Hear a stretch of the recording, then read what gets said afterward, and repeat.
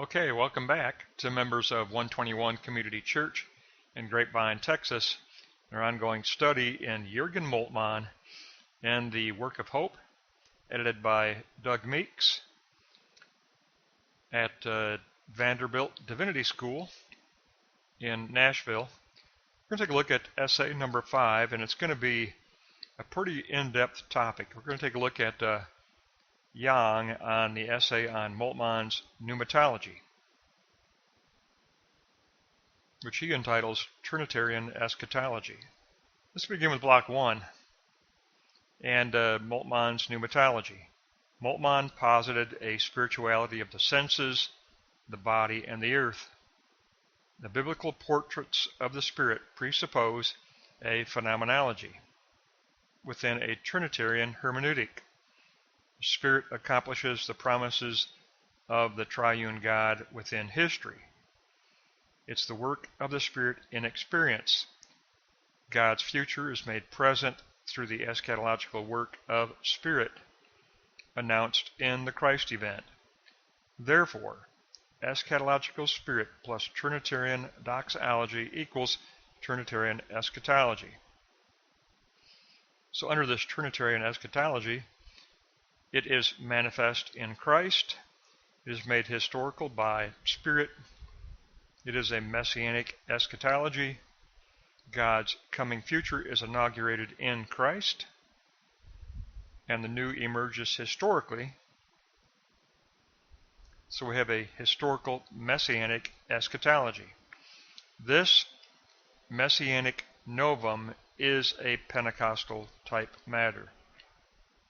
The time of Spirit has begun in Christ. The coming of God is Adventist coming. It is Advent. History is transformed eschatologically in the coming Advent of God. Transforming history eschatologically. The eschatological coming reign of God is what we're talking about. The Spirit is present in the history of the Son as an immanent Trinity. The Spirit is in all created things as indwelling creative Spirit. So we're talking about the indwelling creative Spirit in all things in history. The Spirit generates new birth through the charismatic gifts, leading us to anticipate the future of each historical moment. Moltmann posits a Spirit Christology, which leads our praxis response. So we are confronted by the history of Christ, and we are offered the revelation of a Spirit Christology, and that leads us to our praxis response. So under block 1, note 7, praxis response, it is within the unfolding Trinitarian history of creative, incarnate transformation, a triad of openness of creation, humility of Christ, and exaltation of creation through Spirit. Openness of creation, humility of the Son, and kenosis, emptying of himself, and exaltation of creation through Spirit. Creation is liberated in the Son's kenosis. Energy actualization takes place by the Spirit. Remember, Spirit is a movement from dunamis, potentiality, to energy actuality. Spirit is always a movement. Every time we see kingdom, which is veiled behind finite reality, we see the kingdom of the Spirit as a movement from dunamis, potentiality, to energy actuality. Moltmann called these the latent tendencies of the kingdom. From dunamis to energia, it takes place through the logic of Spirit. The Son sacrifices himself through the Spirit. The Church is the eschatological creation of the Spirit. Self is determined by God's future through the Spirit. The Incarnation and Pentecost are two sides of God's one saving work. So yes, the objective, incarnate work of the living God in Christ is that which calls us, and we respond with the subjective, Pentecost empowered spiritual praxis. So incarnation and Pentecost are two sides of God's one saving work. Objective incarnation, subjective Pentecost. They are the two sides, and they are right on that hinge point of the logic of spirit. So think of the logic of spirit as that hinge, and on that door swings a door of two sides: objective incarnation, subjective Pentecost. That is the way to understand theoretical block 1. And that is exactly what Moltmann does posit. So Yong is correct here. He is correct. Moltmann does posit a hinge moment of the logic of spirit. And it's that Hegelian realm of positing. And in the realm of positing, what comes together is the internal externality of Pentecost spiritual work within the self, which confronts objective incarnation of the kingdom in history. The incarnation and Pentecost come together at that hinge moment of the logic of spirit, which Moltmann makes synonymous with the logic of promise. Okay? That's theoretical block 1. Now, we move into what the author says is an absolute consequence of Moltmann's new pneumatology, and that is post-Moltmannian theology must move toward a phenomenological dogmatics. A phenomenological dogmatics. That is a mandate for all post-Moltmannian theology. We need to make that move. So let's go to block 2. Creative Trinitarian theology has emerged since Moltmann. Ted Peters, adopting Pannenberg, posited the post-Moltmannian theology. So Pannenberg and the Lutheran perspective. The notion of prolepsis was posited. All right, prolepsis, let me give you the Greek definition. To respond to the promise in Christ in an anticipatory way.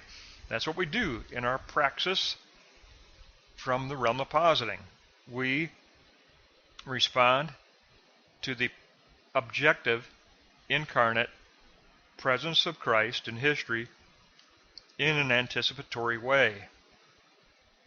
Because we see that promise in Christ and that presence of Christ as a latent tendency in history, asking for our praxis participation.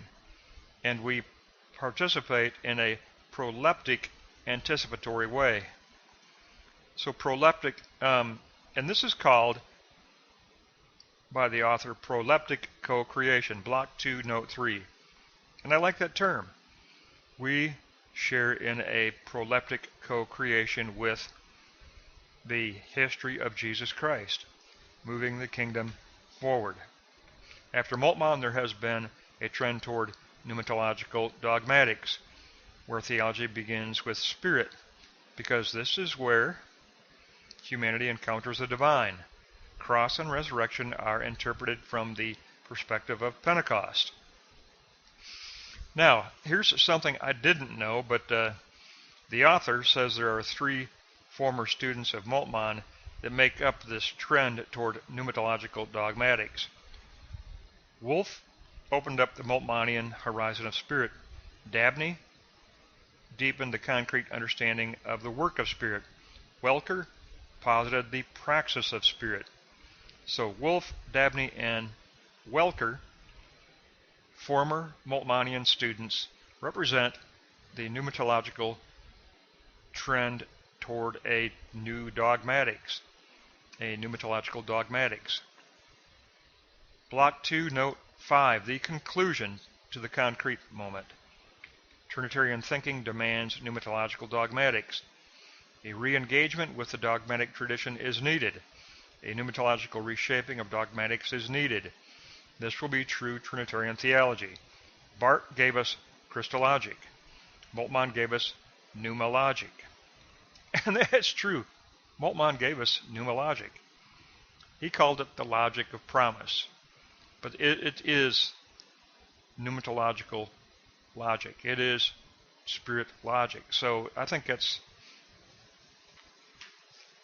as I was going through this, the strength of this particular essay is block 2, the concrete moment. So let me read block 2, note 5 again, because this block 2, this is going to be the key, okay? This is the key to this particular essay. Re-engagement with the dogmatic tradition is needed since Moltmann. Pneumatological reshaping of dogmatics is needed since Moltmann. This will be true Trinitarian theology in the direction given by Moltmann. Barth gave us Christologic. Moltmann gave us pneumatological logic. Beautiful block 2. So now we will wrap up with our block 3. We will look at the demand for Pentecostal theology, or the demand for pneumatological theology. The charismatic paradigm of the church has emerged, and the energia actualization of the life-giving spirit. A pneumatological theology of liberation is also emerging. So we're looking at a pneumatological theology of liberation. It's in the tradition of Luke, which means many voices heard to the ends of the earth. Moltmann has impacted dogmatic Christian tradition by offering a new raising up of Hegel's pneumatological Good Friday. I like the fact that Yong called the speculative Good Friday pneumatological Good Friday. I prefer his rendering of pneumatological Good Friday for Hegel. That is better than speculative Good Friday, especially in this age where we begin with phenomenology and where the French are forcing Hegel to be read as true phenomenology, forcing him back into not speculative metaphysics but true phenomenology. So I love that term. Hegel's phenomenological pneumatological Good Friday. Hegel's pneumatological Good Friday. And Moltmann certainly did raise up the pneumatological Good Friday. He absolutely did. Through the logic of promise that brings together the individual's realm of positing with an external reality that it reveals the presence of God's kingdom as a latency moving toward tendency, asking for praxis participation, and Sophia and Gnosis understanding. Conclusion, block 3, note 3, a pneumatological Good Friday. And this is the way this should end, with that concept. And that's a new concept created by Yong, and I like it. Moltmann reorients Hegel's absolute spirit. It's globally oriented, leaving the question of universal salvation open. Barth left that question open, didn't he? Moltmann does too. Moltmann posits a process of dialogical movement, of witness to the triune God, becoming ecumenical and intercultural in his intention, crossing traditional theological borders, culminating in theological, dialogical collaboration, anticipating the end of time, but extending that anticipation to the ends of the earth. So he's making a very, Yong is making a very strong ecumenical push here in block 3, note 3. And as a Southern Baptist, I don't push quite as hard as he does for an ecumenical understanding, because I have a little bit more narrow is the gate through which we pass perspective, but I see the value of a dialogue with others It's just I'm not quite as open as probably Professor Yong is, but I love this conclusion of a pneumatological Good Friday. And Moltmann certainly did that because he did teach a theology of hope that was a true phenomenology. But as it moved up from dokeo suppositions to aletheia truth to the concepts of aletheia truth to a Samian sign model, to a coupling of the Samian sign model with the motivational base of the heart being imprinted with Christ, to a praxis of ministry which moves out of the hinge moment of logic of promise. That is Moltmann, and that has been accurately depicted in this essay. I'll have to praise again, all these essays have been good. I have to praise Amos Yong. He took on a difficult, very intensive topic, Trinitarian eschatology. Good grief, that's all of Moltmann's thought. But in just pages 53 to 77, he has encapsulated the birth of Moltmann's pneumatology, the post-Moltmannian demand for a pneumatological dogmatics, and a conclusion that concludes with Hegel's pneumatological Good Friday. Beautifully done. Thank you, Professor Amos Yong, for a very good essay. That's going to wrap up pages 53 to 77. We'll pick up next time in essay number 6.